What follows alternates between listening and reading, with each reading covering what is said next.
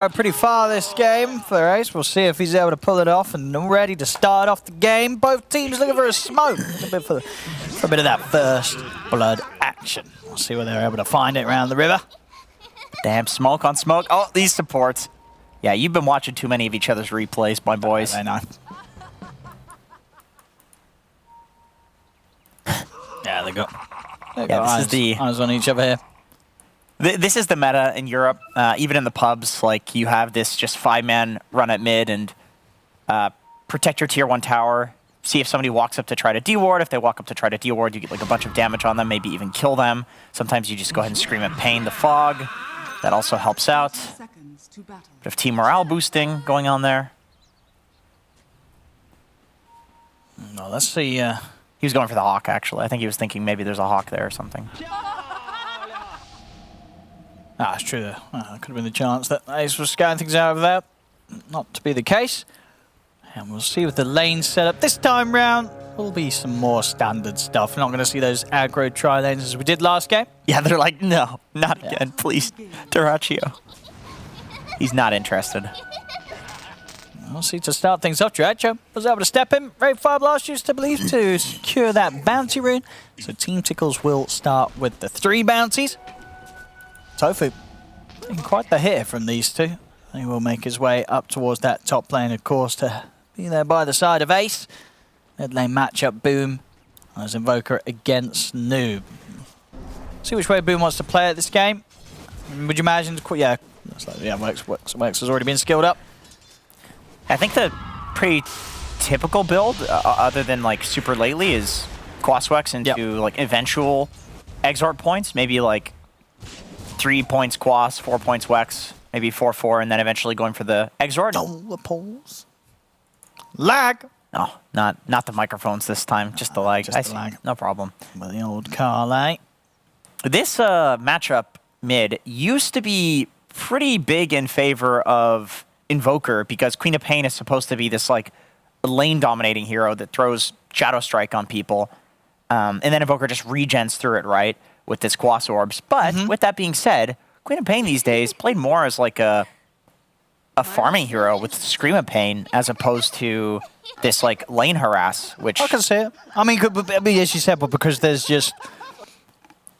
ways for the Invoker to deal with that sort of bullying, so it's at a point it's like, why waste resources on him if you're never really going to quite get that kill? Yeah, just in general, I think Queen of Pains are favoring that as well, just as like a playstyle thing. So that way you're not relying on like dominating your lane. You can just kind of farm, which is the way the mid lane works these days. No, bottom Celery. Then again, taken down there by DNZ and Funnick. He'll be fine. South and the lane will be popped. This is another common trend that you see.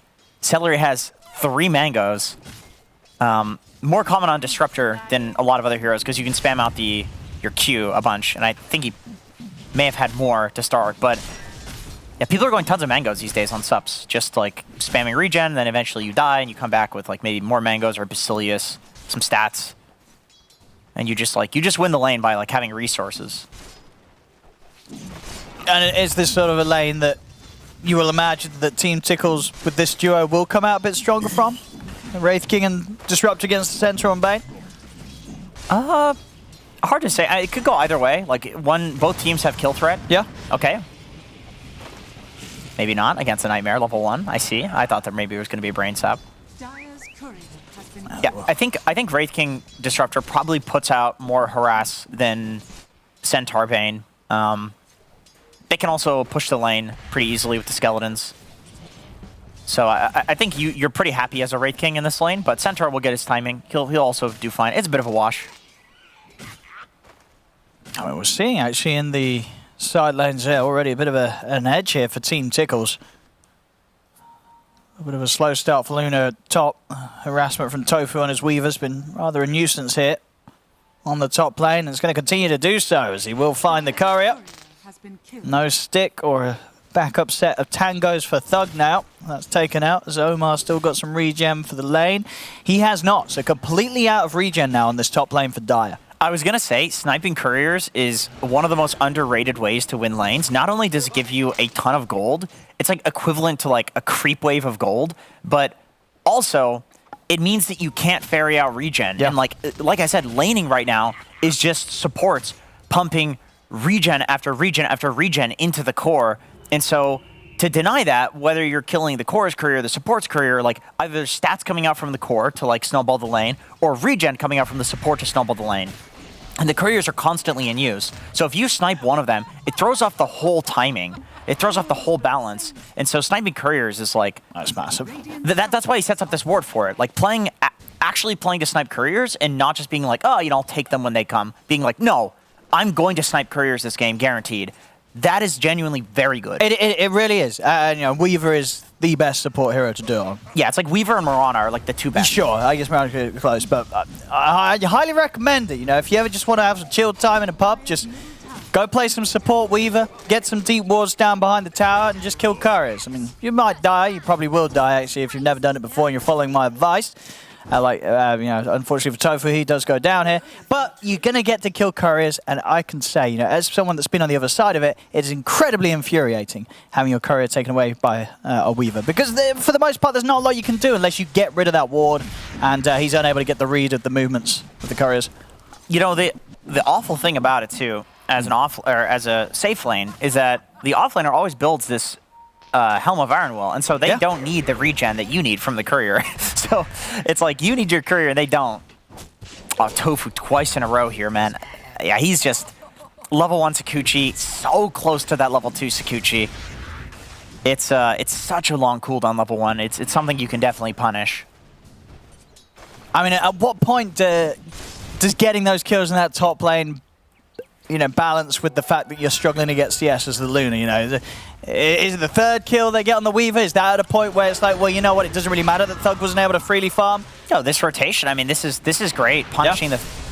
Although Boom TP's in, maybe... Thug is deep. Thug's dead. A really nice response there from Boom. I mean, it did look like that this quad movement from Noob was going to set up something big for a top lane that was struggling. Thug wasn't able to farm. Sure, they were getting some action on the Weaver, but they weren't getting the CS. Tofu, is he going to be able to chase down Omar as well? Not quite. Omar into the trees. Nice little juke around the edge of the vision. As Omar should be able to make it out of there. Courier, though, on the other hand, won't. That's another courier gone, so he's going to be stuck here without anything. He's got no HP, no mana. Bottom lane, Ray Fire Blast in onto Funnick. Dracho steps up. Takes the kill. They're both really low HP now.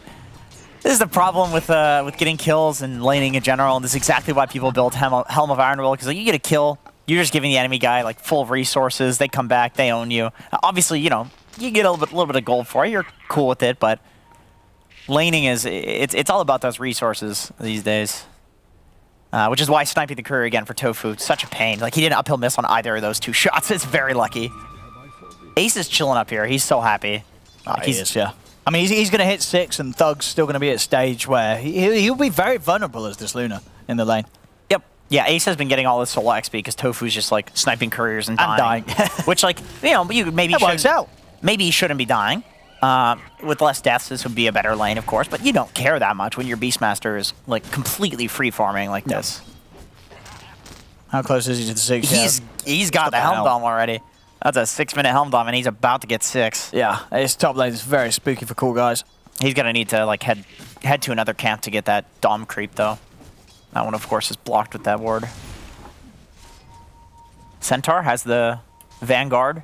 Not exactly the same timing as the Dom. I feel like the Dom heroes tend to be a lot stronger once they pick that item up versus Vanguard heroes, just because it's been nerfed so much.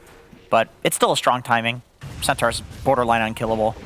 We'll see top lane Celery. He's come up for a bit of action, and it's going to be enough to help set up for the kill on the Hoodwink. Omar taken out. Now the push comes into the tower, and yeah, Thug's got to hide. With the Primal Roar ready to go on Ace, this is a very difficult place to play around. Noob has headed over to the area. Yeah, Noob is, I mean, because your thought process here is like, if you give this tower to Beast, he just snowballs the entire map right now. So coming up here, just dealing with the catapult is definitely a play. Oh, they will be able to get in onto Durasio there. Good read of the fact that a lot of focus from Team Tickles is top, and they'll punish that. Take out the carry. Still want to poke at this Noob. Does have Sonic Wave. He wants to jump in for the kill. He'll have it, and he does. In he goes. Lovely Sonic Wave as well. Pushing back the two of them. See Omar try and chase down Ace, but they've got anything else to catch the Beastmaster. They do. Omar with the control. Sets up. Excellent stuff there from Coolguys up top. The patience pays off. Noob was hovering around that area for quite some time, and they choose the perfect time to strike, getting all 3 kills here for Noob. Really great read from him. It's hard to make that decision to play into a Beastmaster, because if you're wrong about it and you just go up there and get roared, like all of a sudden Beastmaster becomes a mid. Like he just becomes this core that snowballs the map and you can't do a single thing about it. But Noob is like, no. He's not that high level. Like, my game is really good. They can't get this tower. They kill the catapult. The Beastmaster doesn't have a good creep to work with. He's got that like pathetic melee creep. And so just the whole read of that situation is results in this eventual triple kill. And I would say most mid laners probably ditch that tower. They probably just go bot and get kills there. But he makes the calculation most people wouldn't. And he was right. Yeah, no, very good play there from Noob.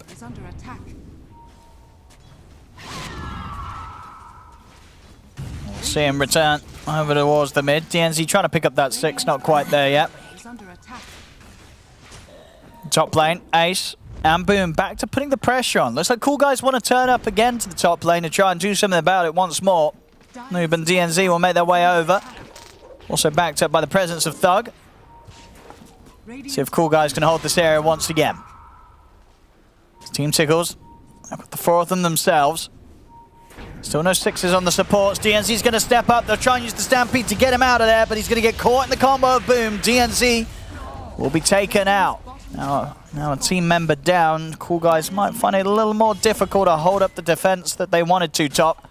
And indeed, they look to back away. They won't try. They'll let this tower go. So Team Tickles finally able to push this one down. So I think giving this tower up at this point, like oh man, that's not what you want.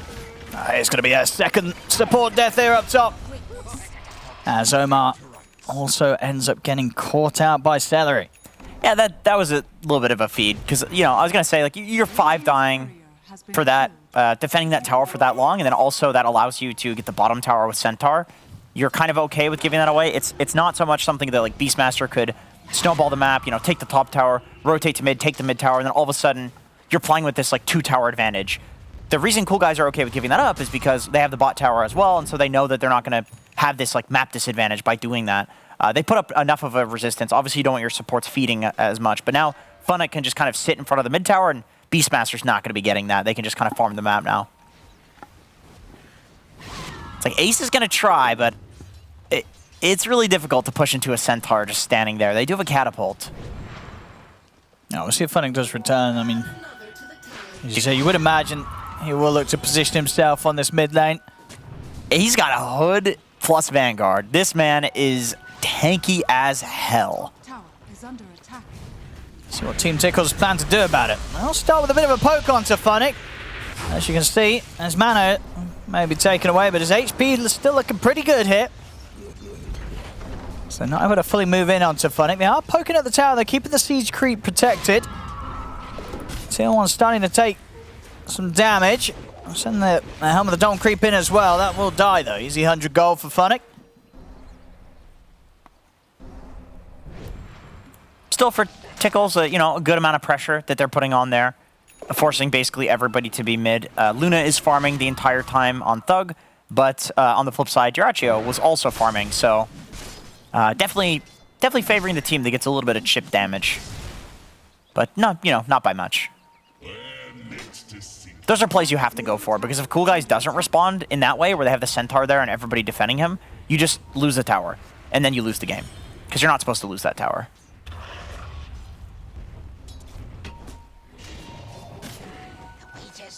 Nice.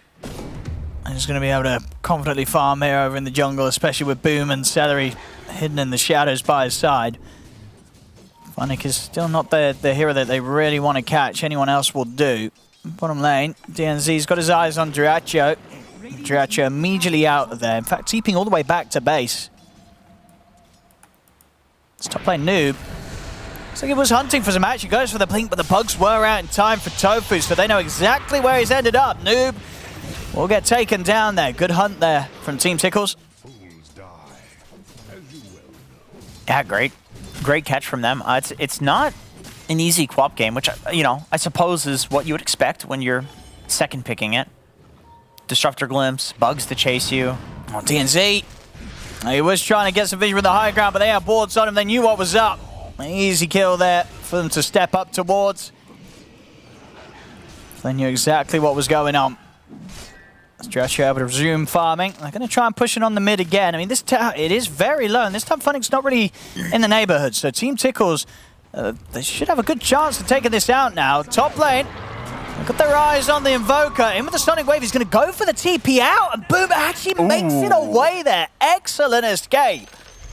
Throwing out a tip as well there. Feeling very confident off the back of that one. Excellent TP from Boom, and a couple of ults to put to use there by, in fact, 3 ults. The Sharpshooter, the Stampede, the Sonic Wave, doesn't matter. Couldn't quite burst the Invoker. You know, the funny thing about Dota is it's always like such small things that matter. He's got a belt of strength in his inventory instead of a robe of magi because he's building into drums. If he had the robe in there instead, I think he dies there. Mid. Now I'm going to try and make an attempt here onto Funnic. For everything they have down onto the Centaur, is it enough? It looks like it will be. They come out with a Nightmare to try and protect him. Funnic's still alive, but finally falls. Toph, oh, he's going to live!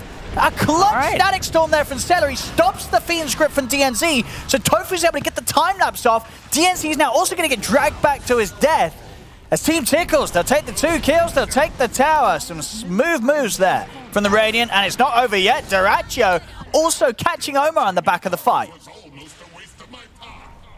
All right, okay, we're getting to a point with Coolguys that you probably want your Luna to show up soon. Let's see, what is he close to? Relatively close to the BKB if you do want to disassemble the Dragon Lance for it. He's about 1,000 look at this as well. Again, some really nice moves here from Team Tickles. They get the vision for the drag back on the glimpse. It's more glory here for Boom, and it feels sort of we're hitting that sort of similar level that we got a little later on in Game 1, where both teams, solid start, but now where the moves are needed to be made, Team Tickles is just bringing it together that little bit better. Yeah, they're definitely much better when they have this like momentum and they can oppress the map like this. Like they're just, you know, going to their own side because they know that's where the enemy team's going to be playing when you're ahead because their side is not safe, so they're going to play on your side of the map. Having that read is something that I think that only only really good teams do. So good for Team Tickles. Yeah, Coolguys definitely like they're looking for this Luna timing. And Boom's found Thug. He needs backup Thug, and he needs it now. They're going to get the glimpse back. Static Storm into the Roar. He's in a lot of trouble, Thug. Boom's going to get knocked back by the Sonic Wave, but Thug, he'll be the one to fall. Boom's able to get away with the Ghost Ward. Does get by the Sharpshooter. Jumping from Funnic with a Who Stomp. Takes out Boom. They'll get the trade here, 1-for-1. DNZ slowly dodges the bug. He's desperately trying to remove it from him, and he will manage to do so in time. So just the 1-for-1. That move that Team Tickles do going pretty deep for. They're right up by the tier 2 tower. Normally mid for carry, you'd be, you know, happy making that trade if you're Tickles, but Tickles, Boom is just so, snowballing so hard that he gives away about 500 gold for that death. Like he's having such a good game, so I think you're okay with that trade if you're Coolguys. Nice little dodge of the Ray Fire Blast by Funnic there. And Dyrachyo is well and happy to try and fight back into this. They get the drag back on DNZ. He's definitely going down. Funnic will manage to walk away from Dyrachyo. Dyrachyo has no further means of chasing him down. Another kill, and again, Team Tickles just continues to sort of bully Coolguys out of the way as Dyrachyo is able to step where he wants to. As I believe that is what the next item out in its way out. And yeah, it's going to be the full Desolator done on top of the armlet. So 17 minutes in, this Wraithking's going to be hitting pretty hard. And they have great disable for Wraith King to chase almost anybody right now. Like there are some games where you need the Blink Dagger on Wraith King before you can really get active, but you know, between the Glimpse and the Cold Snap, Weaver Bugs that are going to be scouting people in Fog, Beastmaster Roar, the Boars that are kiting, it's like he can just sit there and whack and whack and whack, and there's no mana removal on the other side because they last picked Wraith King, so like it just has an Aegis. There's no way for them to deal with his ult at this point. He's going to try and start off the action. Jumps in with a Who Stomp. Stampede popped as well. Immediately, the damage for this Wraith King just tears Funnick apart. He doesn't stand a chance whatsoever. DNZ dragged back into a big old crit from Duracho. This is a double kill for him. Soon to be more if they can control Omar. Omar, he's desperately trying to run, but he's been found with the Ray Fire Blast. They'll take him out as well. 3 dead on Coolguys. It's just like game 1. It's only a 4K difference, but it feels like so much more with the way that Team Tickles are just sort of dominating with their movements, and Coolguys are starting to once again look a little lost for what to do. So one thing that I'm noticing about Tickles' draft so far, in like the previous series that we saw with them, and then this one, is that they always have some sort of like net worth amplifier. That's what Owie likes to call it for their carry hero. Like in this game, they have Alacrity, they have Beastmaster, they have the Weaver Bugs. Like that's why you can only have this 4K gold lead, but it looks like so much more because Wraith King is so huge that you throw all of this amplification on him, and sure, he has 10.4K net worth right now. Okay, that's like equivalent to like, I don't know, 16 or 20K or something, just given the amplification that they have right now. And the only amplification on the side of Coolguys is Solar Crest. That's it. Which is something.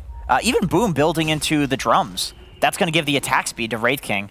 Like, I really love how they're drafting and how they're playing. It means their timing is so strong. We're going to have a roll go off here onto Noob. Static Storm as well following up. Steve Duracho will be controlled with a Nightmare on the backlines for now, but they're very split up, Coolguys. They'll come in with the Sharpshooter and the Fiend Script to take Duracho down the ones.